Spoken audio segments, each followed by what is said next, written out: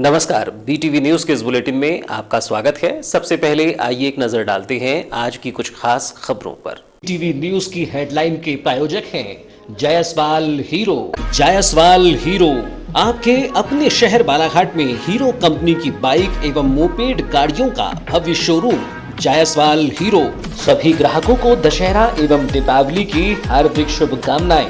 एक नई शुरुआत हीरो के भरोसे के साथ इस त्योहार दीजिए अपनी जिंदगी को एक नई रफ्तार और जुड़िए 9.5 करोड़ हीरोज के साथ। कम शुरुआती डाउन पेमेंट रुपए 4,999, फेस्टिव कैश बेनिफिट्स रुपए 7,000 तक, कम ब्याज दर 6.99%, फेस्टिव कैश बेनिफिट्स रुपए 2100 तक, कैश डिस्काउंट रुपए 3,000 तक, एक्सचेंज टॉपअप बेनिफिट्स रुपए 2,000 तक, लॉयल्टी टॉपअप बेनिफिट्स रुपए 2,000 तक, कारपोरेट टॉपअप बेनिफिट्स रुपए 7,500 तक का Paytm cashback. Hero HF deluxe, hero destiny 125 हम लेकर आए हैं हीरो एक्सट्रीम 160R स्पोर्टी और मस्कुलर स्ट्रीट फाइटर मोटरसाइकिल। 5 साल इंजन की वारंटी और 5 सर्विसिंग फ्री।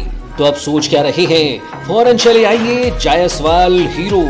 हमारा पता है Jaiswal Hero, Ambedkar Chowk, degree college road, Balaghat. Mobile number 9425822335।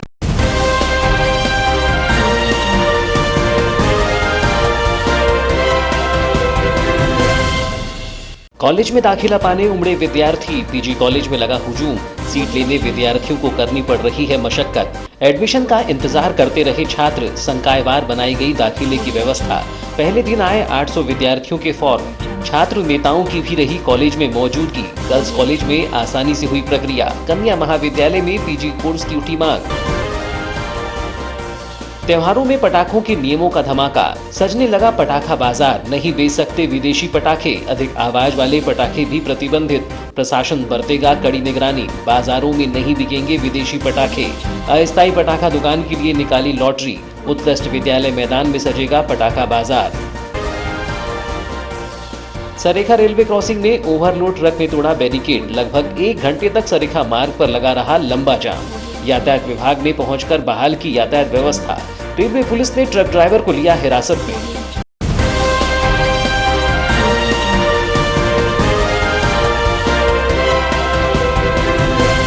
और अब समाचार विस्तार से। स्नातक और स्नातकोत्तर कक्षाओं में प्रवेश की प्रक्रिया 5 नवंबर से दोबारा प्रारंभ हुई। दोपहर 3 बजे मेरिट सूची जारी की गई और कॉलेज में विद्यार्थियों को दाखिला देने सीटों का आवंटन हुआ। सीटें प्राप्त करने वाले विद्यार्थी अब फीस जमा करेंगे एवं फीस नहीं देने की स्थिति में सूची से नाम हटाया जाएगा तथा दोबारा खाली सीटों के लिए मेरिट सूची तैयार होगी। 10 नवंबर तक जारी रहने वाली दाखिले की प्रक्रिया के लिए पहले दिन अग्रणी महाविद्यालय पीजी कॉलेज में छात्रों की भारी भीड़ देखी गई। उच्च शिक्षा विभाग ने रिक्त सीटों को भरने के लिए अंतिम दौर की प्रवेश प्रक्रिया प्रारंभ की है। इसमें 3 नवंबर तक विद्यार्थियों को पंजीयन और चॉइस फिलिंग का विकल्प देना था। जो भी विद्यार्थी किन्हीं कारणों से प्रवेश लेने से वंचित थे, उनके लिए ये मौका दिया गया था। इसमें हर विद्यार्थी अपनी पसंद के कॉलेजों में प्रवेश लेने के लिए प्रयास कर रहा है। कॉलेजों में प्रवेश प्रक्रिया के लिए तैयारी की गई थी। इसी वजह से जिले भर के विद्यार्थियों की मौजूदगी गुरुवार को पीजी कॉलेज में देखी गई। छात्र छात्राओं के भारी हुजूम के बीच विद्यार्थियों को प्रवेश पाने मशक्कत करनी पड़ी। पहले ही दिन लगभग 800 विद्यार्थियों के फॉर्म पहुंचे, जबकि इतनी ही संख्या में कॉलेज कैंपस पूरी तरह से खचाखच भरा रहा। कॉलेज कैंपस में छात्राओं की संख्या अधिक देखी गई, जबकि छात्र संगठन के नेता भी यहां प्रवेश प्रक्रिया पर निगरानी बरतने के लिए पहुंचे थे। संकायवार प्रवेश के लिए महाविद्यालय द्वारा प्रबंध किए गए थे, जिसमें फॉर्म को उसी संकाय में जमा करना अनिवार्य था। प्रवेश प्रक्रिया के संबंध में महाविद्यालय प्रभारी प्राचार्य PS कातुलकर ने बताया कि मेरिट के आधार पर सूची तैयार की जा रही है। जिस छात्र का प्रतिशत अधिक है उन्हें पहले मौका मिलेगा, जबकि कम प्रतिशत वाले छात्रों को रिक्त सीटों में स्थान दिया जाएगा। देखा जाए तो प्रतिवर्ष छात्रों की संख्या बढ़ती जा रही है। प्रवेश प्रक्रिया के पहले ही दिन 800 से अधिक विद्यार्थियों के फॉर्म आना इसका प्रमाण है। अपने पसंद का कॉलेज तय करने में छात्र दिलचस्पी लेते हैं। ऐसे में प्रवेश प्रक्रिया के लिए पीजी कॉलेज उपयुक्त समझा जाता है। यही वजह है कि यहाँ इतनी संख्या में छात्र पहुँचते हैं।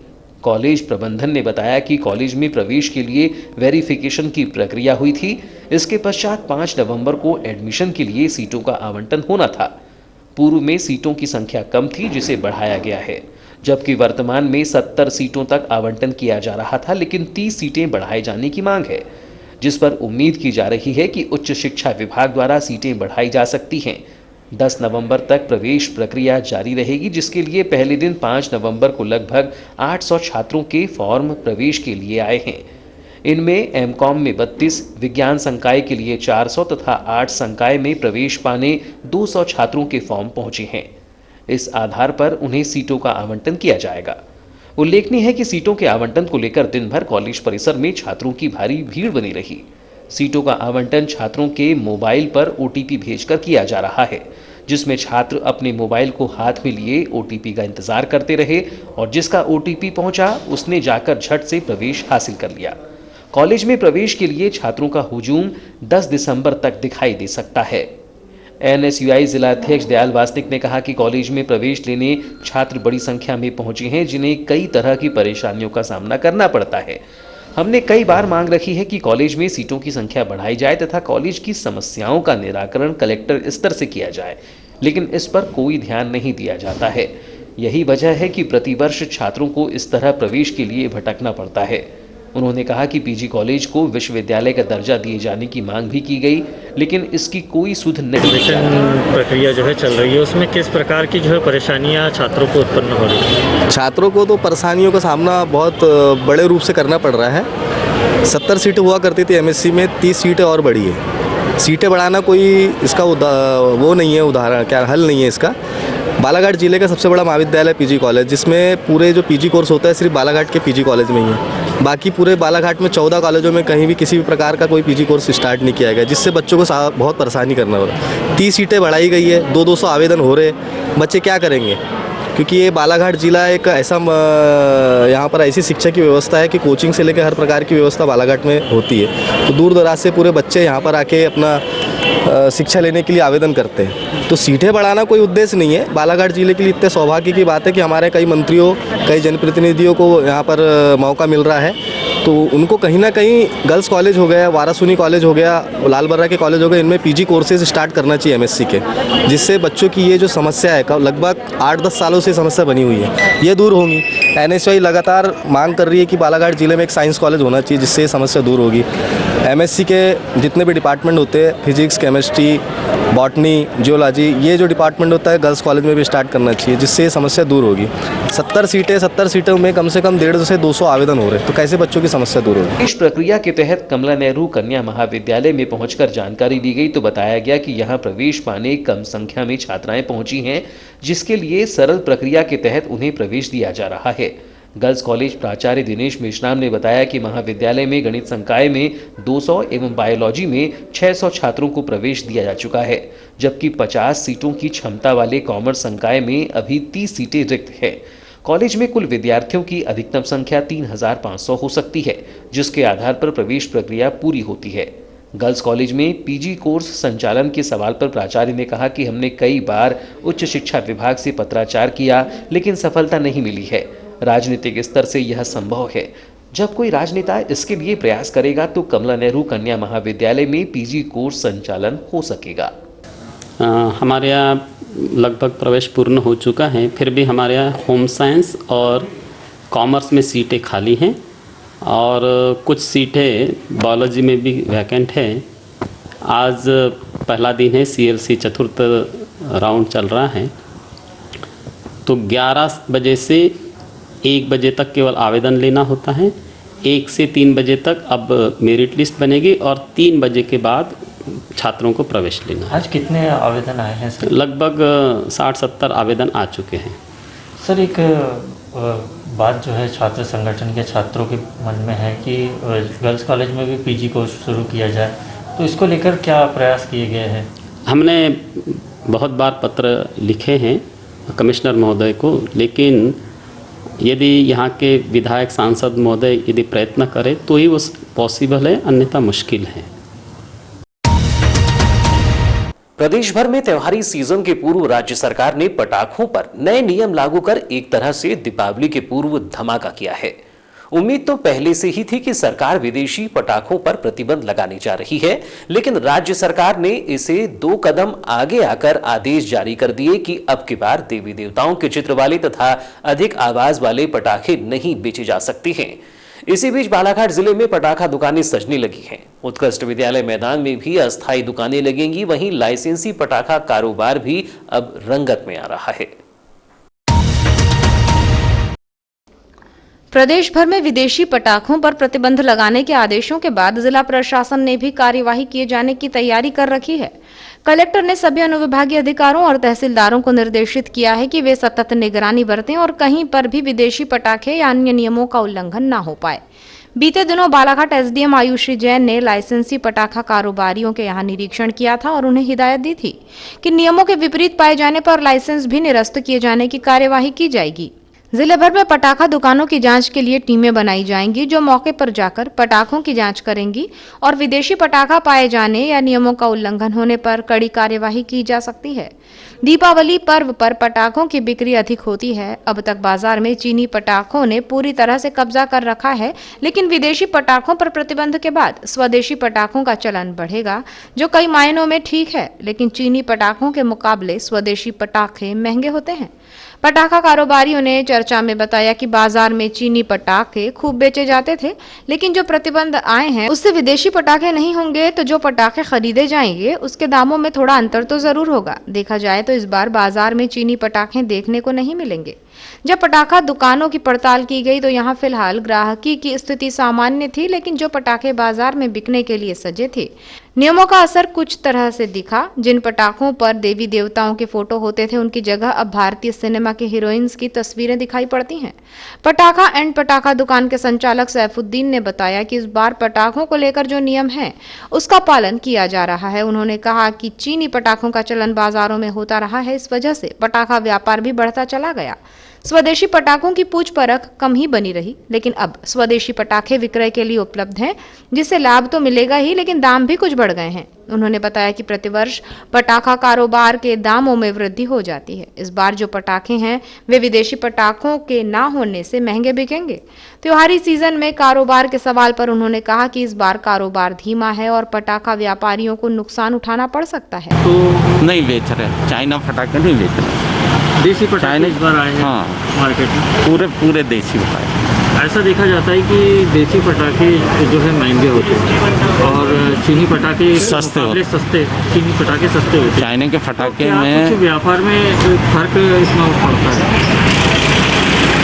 देखिए, जिसको जितने रुपए के पटाखे फोड़ने हो तो उतने रुपए के पटाखे फोड़ लेता है। ये बात अलग है कि जैसे गरीब आदमी है, अगर मान लो 100 रुपए के पटाखे लेता है, अगर चाइना के पटाखे थोड़े सस्ते पड़ते हैं तो वो ज़्यादा फोड़ लेता है, और इंडियन पटाखे अपने देसी थोड़े अगर महंगे पड़ते हैं तो कम फोड़ता है। पर उसकी ताकत 100 रुपए की है तो 100 रुपए के बराबर पटाखे फोड़ता है, ले जाता। नियम ये भी है कि ज़्यादा आवाज़ वाले पटाखे न फोड़े जाए, तो उसका क्या है, पालन हो पाएगा?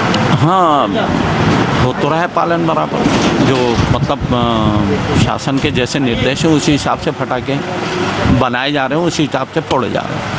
त्योहारी सीजन में उत्कृष्ट विद्यालय मैदान में प्रतिवर्ष पटाखा दुकानों का बाजार लगाया जाता है। इस बार भी पटाखा दुकानों को लगाया जा रहा है, जिसके लिए प्रशासनिक निर्देश पर लाट प्रक्रिया अपनाई गई है, जिसे लेकर गुरुवार को पटाखा व्यवसाय करने वालों का जमावड़ा लगा रहा।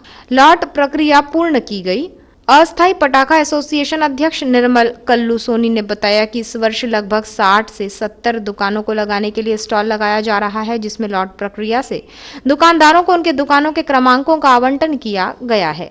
दुकानदार अपने नंबर की दुकानों में व्यापार कर सकेंगे। बताया गया है कि कोरोना महामारी और सुरक्षा के दृष्टिकोण से इस बार कई तरह के परिवर्तन देखने को मिलेंगे, जिसमें लाउड स्पीकर से आवश्यक दिशा निर्देश जारी होंगे। साथ ही फायर वाहन, पानी टैंकर के साथ ही पुलिस व्यवस्था बनी रहेगी। देखने में आ रहा है कि विदेशी पटाखों पर पाबंदी के बाद पटाखा बाजार में स्वदेशी पटाखों की नई रेंज आई है, जिसमें ज्योति और स्टैंडर्ड के साथ ही शिवाकाशी पटाखा कंपनियों के ब्रांड भी लुभावने और आकर्षक हैं। ग्राहकों की पहली पसंद कहे जाने वाली फुलझड़ी, अनार के साथ ही गुब्बारा और 7 शॉट की बिक्री भी प्रतिवर्ष खूब होती रही है। देखा जाए तो विदेशी पटाखों पर पाबंदी के बीच स्वदेशी पटाखों का चलन भी अब की बार बढ़ना एक तरह से दिवाली के पहले किसी पटाखे के धमाके की गूंज की तरह ही। शासन की जो गाइडलाइन आई है, इस बार क्या कोरोना काल चल रहा है तो सभी पटाखा बंदों से निवेदन है और पटाखा लेने वालों से भी निवेदन है वो अपने मास्क लगा के आए और सुरक्षा का ध्यान रखें। जैसे कि मध्य प्रदेश शासन के नए आदेश भी आए हैं कि जो पटाखों में प्रिंट रहते हैं भगवानों के वाले पटाखे और चाइना नहीं वो केवल एक लक्ष्मी बम करके आता था पहले, अब तो नहीं आ रहा है वो, और कुछ कंपनियां बनाती भी है तो वो अब जिनको भगवान से प्यार है वो लोग नहीं रखते। और हम अपनी समिति में भी हमने बोल दिया है लक्ष्मी। कब से दुकानें लगना चालू होगी, कितने दिन की इस बार अनुमति मिली है? अनुमति तो हमको 25 दिन की मिली है। दुकान हमारी 10 तारीख से चालू होगी और 10 से 25 तारीख तक दुकान रहेंगी, जिसमें बीच में थोड़ा सा ब्रेक रहेगा 11 के बीच में। वैसे हमारी दुकान 10 तारीख से लगेगी और 15-16 तारीख तक रहेगी। कितने व्यापारियों की दुकान यहाँ पर स्टॉल लगाए जाएंगे? इसमें 60 से 70 लोगों की दुकान लगाई जाएगी। ठीक। बालाघाट नगरीय क्षेत्र में बाईपास मार्ग और ओवरब्रिज को लेकर कई बार आंदोलन हुए। जिला प्रशासनिक अधिकारियों और जनप्रतिनिधियों के द्वारा कई जानकारियां भी साझा की गईं, लेकिन नगर की जनता को हासिल कुछ नहीं हुआ, जिसका खामियाजा जनता को भुगतना पड़ रहा है। बालाघाट नगर में सरेखा रेलवे फाटक में लगने वाली जाम से जनप्रतिनिधियों सहित प्रशासनिक अधिकारी भी भली भांति परिचित हैं, लेकिन समस्या का निदान अब तक नहीं हो सका है। 5 नवंबर को भी यहां कुछ ऐसा ही नजारा पुनः दिखाई दिया, जिसके चलते लगभग 1 घंटे तक बालाघाट गोंदिया मार्ग में जाम की स्थिति नजर आई। जानकारी के अनुसार इलाहाबाद की ओर से बालाघाट की ओर आ रहे एक ओवर हाइट ट्रक ने नगर के सरेखा रेलवे क्रॉसिंग के बैरियर को क्षतिग्रस्त कर दिया, जिसके कारण क्रॉसिंग के दोनों ओर लंबा जाम लग गया। मामले की जानकारी लगने के बाद यातायात विभाग और उनकी टीम मौके पर पहुंची और उन्होंने यातायात व्यवस्था को दुरुस्त किया। मामले के संबंध में यातायात विभाग के एएसआई शिवाजी तिवारी ने बताया कि जानकारी लगी थी कि सरेखा चौक से लेकर हनुमान चौक तक ट्रकों की लंबी लाइन लग गई है, जिसकी जानकारी मिलने पर मौके पर पहुंचकर यातायात व्यवस्था को बहाल किया गया। ये रेलवे ट्रैक आया हुआ था जबलपुर से गोंदिया के लिए, उसमें काफ़ी यातायात बाधित हुई और काफ़ी लोगों को परेशानी का सामना करना पड़ा। यहाँ पे ब्रेकर जो है काफ़ी ऊंचा बन चुका है रेलवे क्रॉसिंग के पास में, कुछ दूरी भी बनता तो शायद ये जाम नहीं लग पाता। अच्छा सर, ये यहाँ पर जो लगा हुआ था बैरिकेड जो लगा था सर, उससे ट्रक कोई दुर्घटना किया है उसमें ट्रक, क्या है सर इसमें जानकारी? बैरिकेड टूटने की जानकारी तो अपन को नहीं है। हम लोग ये ट्रैफिक जाम हुआ था तो उसकी वजह से आज ट्रैफिक यातायात व्यवस्था बनाने के लिए। अभी क्या स्थिति है? हाँ जी, अभी क्या स्थिति है? अभी सामान्य स्थिति है, काफ़ी लंबी लाइन लगी थी ट्रैफिक यहाँ से लेके हनुमान चौक। इधर ट्रक के द्वारा रेलवे क्रॉसिंग के बैरिकेड को तोड़े जाने के मामले में रेलवे पुलिस ने मौके पर पहुंचकर ट्रक को जब्त किया, तो वहीं ट्रक ड्राइवर रुस्तम खान निवासी प्रतापगढ़ को अभिरक्षा में लिया गया है। और मामले में आरपीएफ के अधिकारी श्री मेशराम ने बताया कि ट्रक के द्वारा ओवर हाइट धान भरी गई थी। रेलवे अधिनियम की धारा के तहत आरोपी पर मामला पंजीबद्ध किया गया है और आरोपी को जबलपुर में शुक्रवार को पेश किया जाएगा।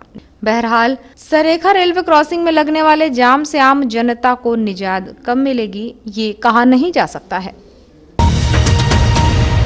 जल्द ही बालाघाट रेलवे स्टेशन पर 100 फीट ऊंचा तिरंगा लहराएगा, जिसे दूर से भी साफ देखा जा सकेगा। लगभग 5 से 6 दिनों में इसका काम पूरा हो जाएगा। हाल ही में अधिकारियों ने स्टेशन का मुआयना किया। इस दौरान इस बात का आकलन किया गया कि तिरंगा किस स्थान पर लगाया जा सकता है। स्टेशन पर लहराता हुआ तिरंगा बालाघाट नगर की शान बनने वाला है, जो लोगों के लिए आकर्षण का खास केंद्र होगा। तिरंगे को देखकर हर किसी के मन में देश प्रेम की भावना जाग उठती है। रेलवे स्टेशन पर रोजाना हजारों यात्रियों का आना जाना होता है, जहां से गुजरने वाला हर शख्स देश की आन बान शान को जरूर निहारेगा। कुछ इसी मकसद से नागपुर मंडल के रेलवे स्टेशनों में तिरंगा झंडे को लगाने की तैयारी की जा रही है। बता दें कि बालाघाट के अलावा नागपुर, भंडारा, गोंदिया, रामटेक सहित नागपुर मंडल के चुनिंदा रेलवे स्टेशनों में 100 फीट का तिरंगा झंडा लहरा रहा है, जिसके बाद अब बालाघाट रेलवे स्टेशन की बारी है।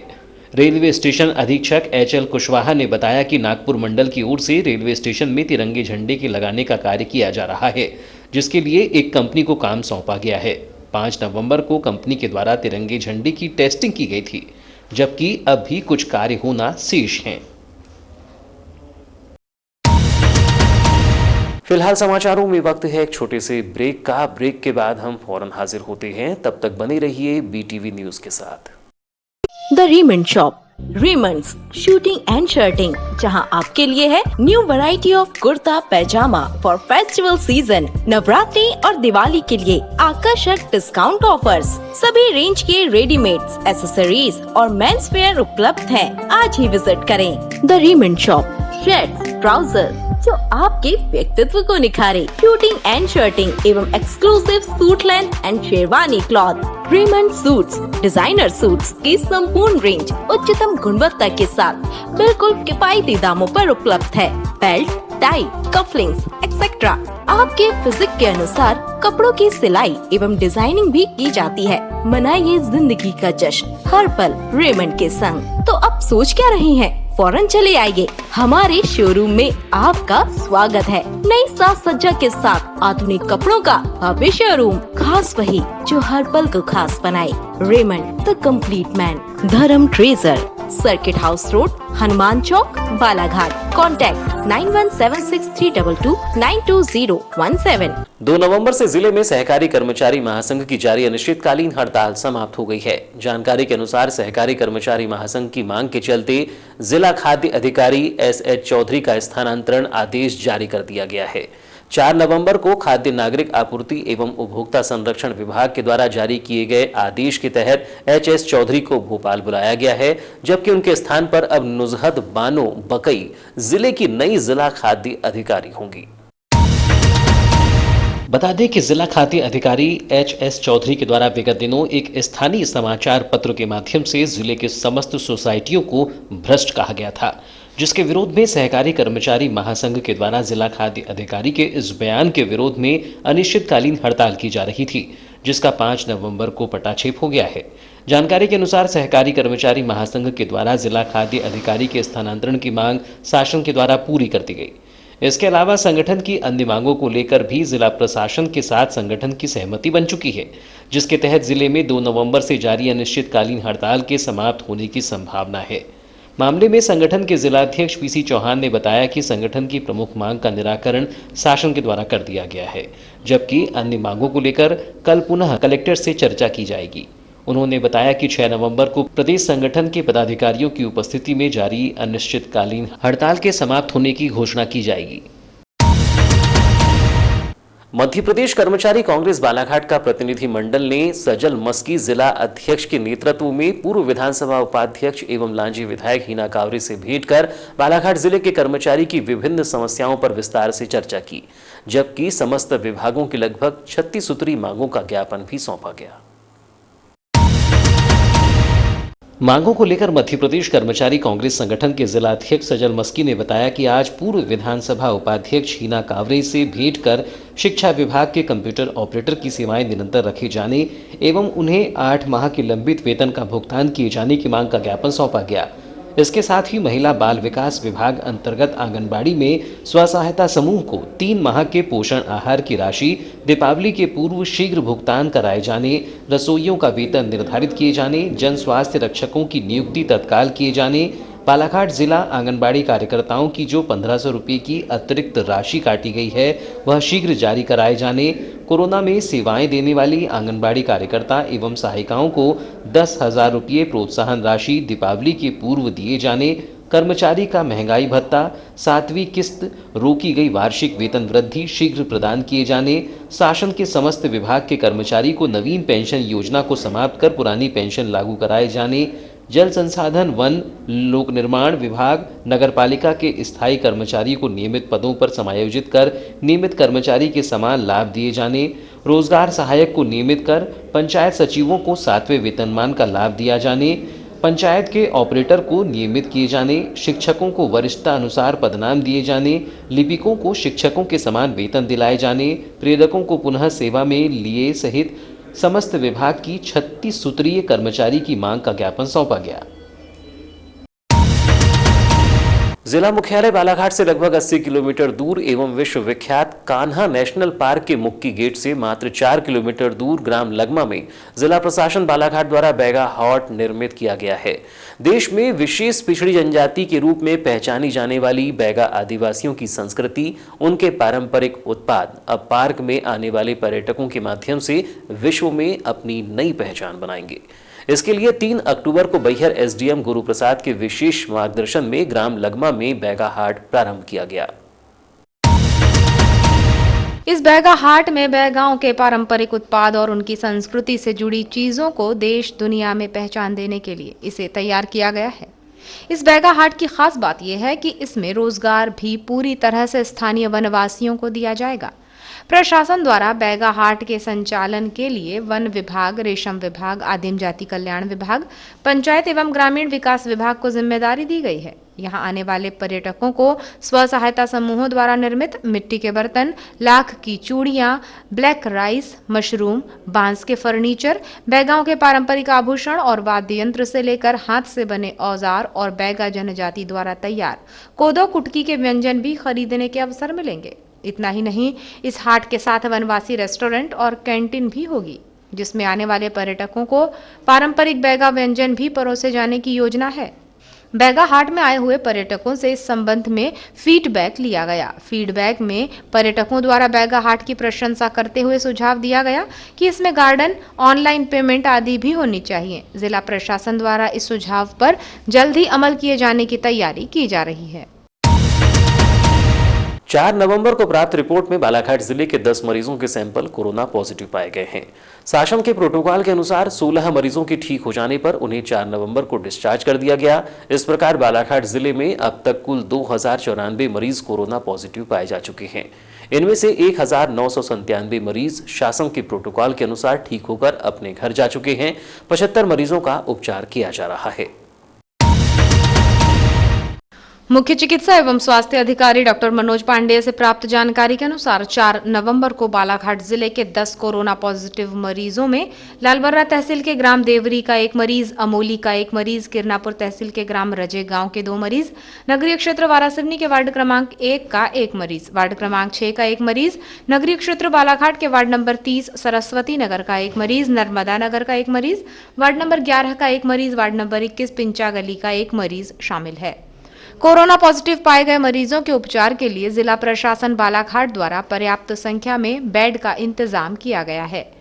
कोविड सेंटर गोंगलई, बालाघाट, बैहर और लांजी में 575 बेड और आईटीआई के पीछे बूढ़ी बालाघाट में बनाए गए कोविड अस्पताल में ऑक्सीजन सुविधा युक्त 105 बेड का इंतजाम किया गया है। 5 नवंबर को दोपहर 4 बजे की स्थिति में कोविड केयर सेंटर के 575 में से 14 बेड मरीजों से भरे हैं। ऑक्सीजन युक्त आईसीयू बेड पर 2 मरीज भर्ती हैं। 59 मरीजों को होम आइसोलेशन में रखा गया है। कोरोना पॉजिटिव 814 मरीजों को आरोग्य कसायम काढ़ा दिया जा रहा है। कोरोना जांच के लिए बालाघाट जिले से 37,907 सैंपल भेजे जा चुके हैं। इनमें से 34,617 सैंपल्स की रिपोर्ट नेगेटिव आई है। और अब अंत में चलते चलते आइए एक नजर डालते हैं आज की कुछ खास खबरों पर।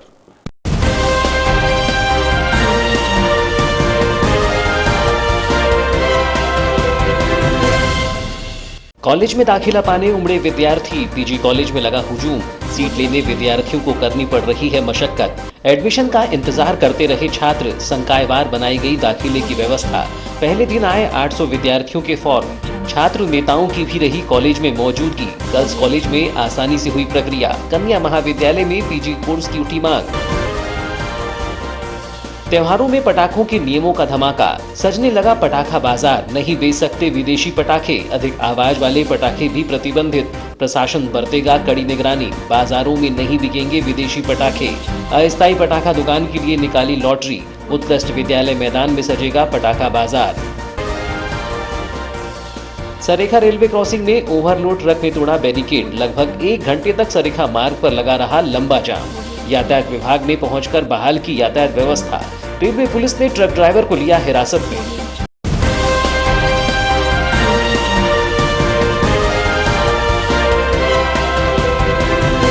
तो ये थी अब तक की खबरें। नई खबरों के साथ एक बार फिर हम हाजिर होंगे। तब तक के लिए दीजिए इजाजत। नमस्कार।